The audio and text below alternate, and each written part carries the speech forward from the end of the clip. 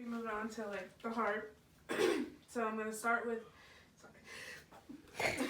Sorry. Okay, so I'm gonna start with assessing the apical pulse. And with a woman, you have to lift up her breast to assess this pulse. So you're gonna go down and across to about right here. And then I'm gonna assess the rate and the rhythm. Make sure everything's normal. There's no sign of blood flow turbulence or anything like that. And next, I'm going to move on to auscultating your heart sounds. And I'm going to auscultate the aortic, pulmonic, tricuspid, and mitral.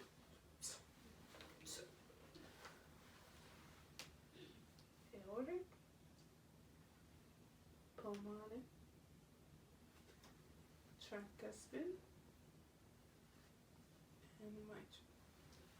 Okay, so there are no signs of bruise or adventitious sounds, so everything sounds good. I'm blowing all good and stuff. So next, I'm going to teach you how to do a breast self-examination. So usually breast self-examinations should be done like once a month or just, whatever's convenient.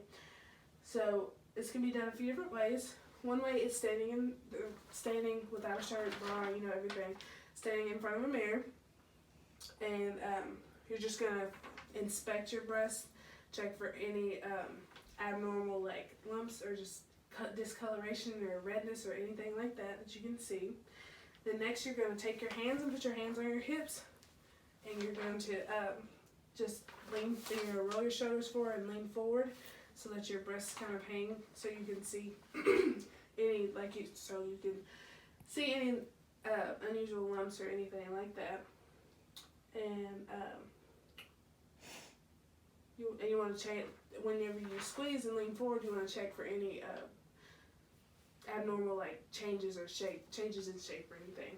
So next, then you would take your hands, still standing in the mirror. You want to take your both hands and put them behind your head, and also check for any changes in shape, any not abnormal lumps or anything like that you can see. And then you want to take your arm. You want to stick your arm out and take the other arm, and you just want to palpate in all areas for anything, any abnormal lumps or anything like that you feel. And you can go in a circular. You can either do it in, you can also take your arm and raise your arm above your head and take it and do it in lines, or you can do it in circles, or you can also do it in wedges. Either way, or you can do all three, whatever's more comfortable to you. And lastly, you can if you're laying in bed or like on a flat surface, this helps to like stretch the breast tissue out a little bit more, and it may be easier to feel the any enlargements or anything. So also just go into either lines, circles, or wedges. And any questions about that? Okay, so I'm gonna give you this paper just to take home with you. Okay, so next, moving on, I'm going to assess your abdomen. So can I have you lay on your back for me, please? And raise your shirt up. All right. So of course I'm going to start with inspection, just noticing anything with my eyes that are abnormal, and everything looks good. Her skin color is, consistent. There's no lesions, bumps, redness, bruising, anything like that. The temperature is warm. Turgor is good. Texture, regular moisture, no abnormal. Just anything with the skin condition is good. So I'm going to just inspect her her umbilicus, and it is inverted, and there's no abnormal pulsations. And next, I'm going to be auscultating your bowel sounds in all 4 quadrants and checking for anything abnormal.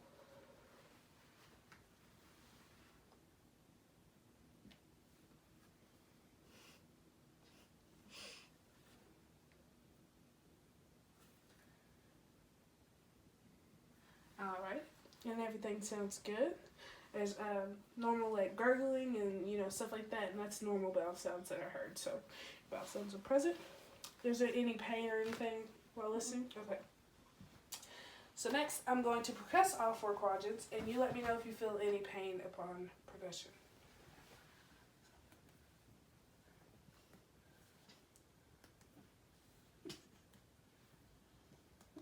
Are you ticklish? Yeah. Okay. Any pain? No. No. All right. No, there was no abnormal, sounds heard or felt throughout the percussion, so that's good. So next, I'm going to palpate her bladder. So if the patient needed to empty her bladder first, I would have her do that. Do you need to empty your bladder? Okay. So we're good. So next, I'm going to palpate your bladder. Any pain or tenderness? Mm-hmm. All right. Good.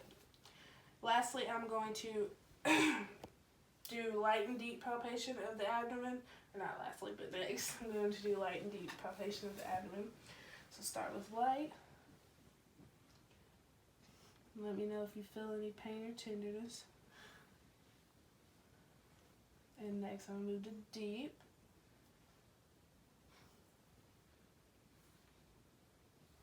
Alright. There were no abnormal enlargements or anything felt, no nodules or any pain or tenderness present? No. Okay. So next, I would palpate her, I would inspect her, because normally a patient would be in a gown, so there would be no pants, and I would be able to inspect her inguinal area, and also I would be able to palpate her inguinal nerves, which are in this area.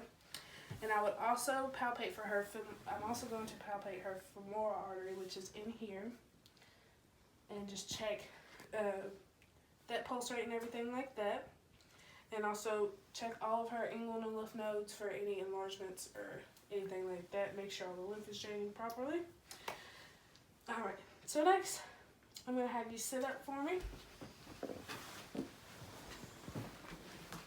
Okay, so I'm going to move on to your lower extremities. So I'm going to just have you uncross your feet, check the symmetry of each leg.